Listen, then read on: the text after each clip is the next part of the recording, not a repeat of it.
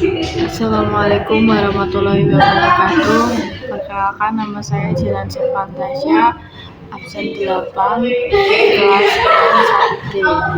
NIT 62251113501225. Saya akan mempresentasikan pemanfaatan generatif AI atau Gen AI dalam pembelajaran mahasiswa program studi nautika mata kuliah teknologi informatika.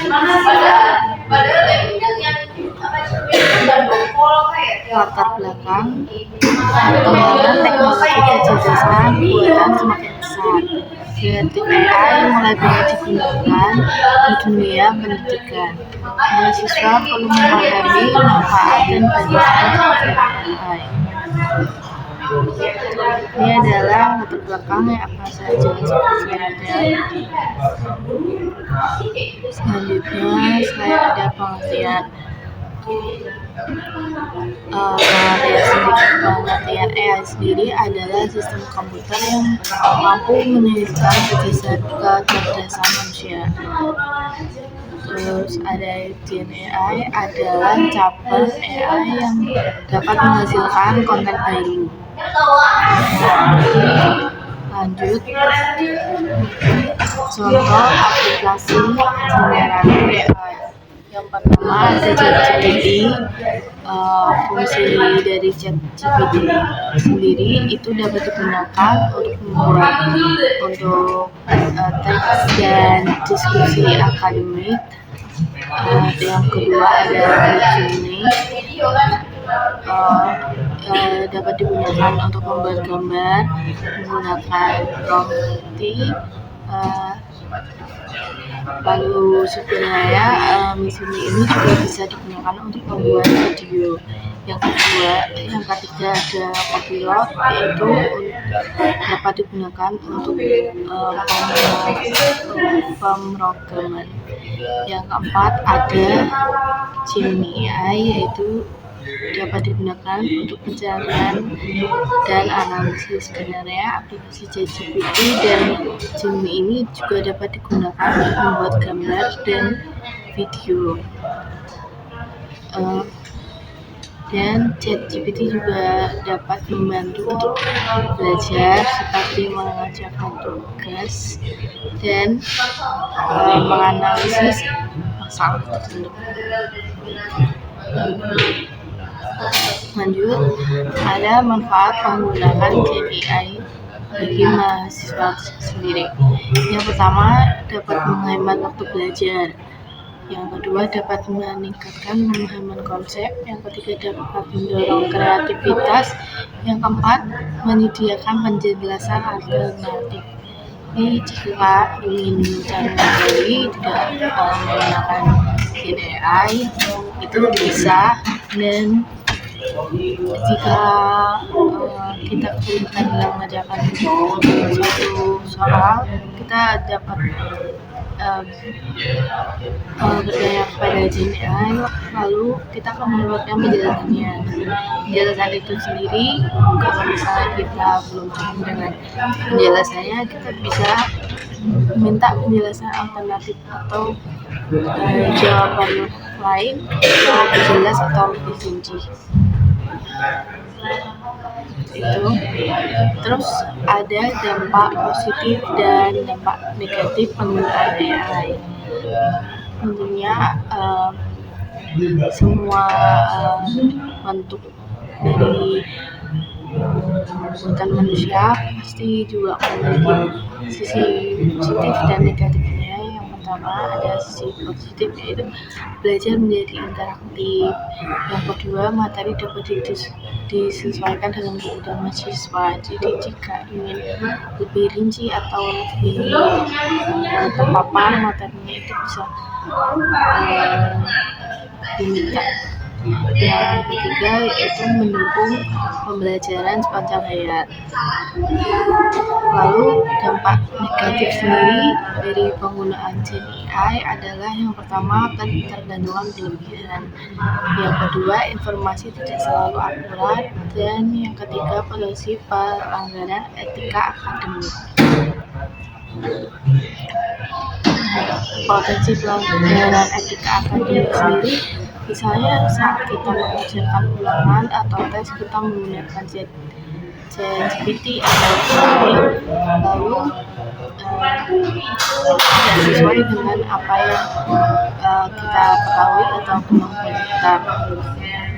Terus itu menyebabkan ketergantungan berlebihan karena kita kecanduan untuk menggunakan ChatGPT atau Gemini untuk membantu mengerjakan tugas atau tes. Prinsip dan etika penggunaan Gen AI sendiri adalah yang pertama menghargai dan mempertahankan disiplin akademik. Ini berarti kita menggunakan ChatGPT atau Gemini itu sesuai dengan kebutuhan untuk belajar lalu untuk membantu mengetahui penjelasan dari soal-soal yang tidak mudah untuk dikerjakan. Kedua, tetap berpikir kritis dan menggunakan Gen AI sesuai aturan institusi seperti yang sudah saya jelaskan. Walaupun Gen AI ini memiliki banyak manfaat untuk belajar, tetapi kita juga harus tetap berpikir kritis dan menggunakan Gen AI seperlunya. Yang ketiga, setelah mendapatkan hasil AI, selalu verifikasi informasi tersebut dari sumber lain. Jadi tidak hanya dari Gen AI sendiri, tapi kita juga harus memastikan dari sumber-sumber lain untuk mengetahui apakah hasil dari Gen AI sendiri itu benar atau tidak. Yang terakhir, Gen AI sebagai alat bantu bukan pengganti belajar. Seperti yang sudah saya jelaskan, Gen AI ini dapat digunakan untuk belajar, yaitu jika kita tidak mengerti apa yang kita ingin cari tahu, kita bisa cari tahu lewat Gen AI untuk mendapatkan penjelasan yang lebih rinci dan sesuai. Contoh studi kasus penggunaan Gen AI. Yang pertama, mahasiswa menggunakan Gen AI untuk merangkum jurnal. Jadi jika kita memiliki jurnal yang terlalu panjang dan kita ingin merangkum isi penting-pentingnya saja, kita bisa gunakan Gen AI. Kedua, mahasiswa tetap membaca sumber asli. Walaupun kita ini meminta tolong untuk Gen AI membantu, kita tetap harus membaca sumber asli, memastikan apakah hasil yang kita dapatkan dari Gen AI itu benar. Terus yang ketiga, hasil digunakan untuk bahan diskusi. Jadi hasil dari Gen AI itu tetap ditemukan dan dicari dulu hasilnya kebenarannya seperti apa. Lanjut, peran mahasiswa dalam penggunaan Gen AI. Menggunakan teknologi secara bijak. Yang kedua, ada menjaga integritas akademik. Yang terakhir, terus mengembangkan kemampuan berpikir kritis.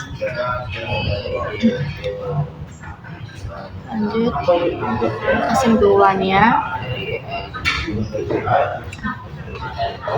Gen AI memberikan banyak manfaat bagi mahasiswa. Penggunaan harus disertai dengan tanggung jawab dan etika akademik tetap harus menjadi prioritas utama, dan generatif AI adalah alat bukan pengganti manusia. Mahasiswa harus memanfaatkannya secara optimal dan etis.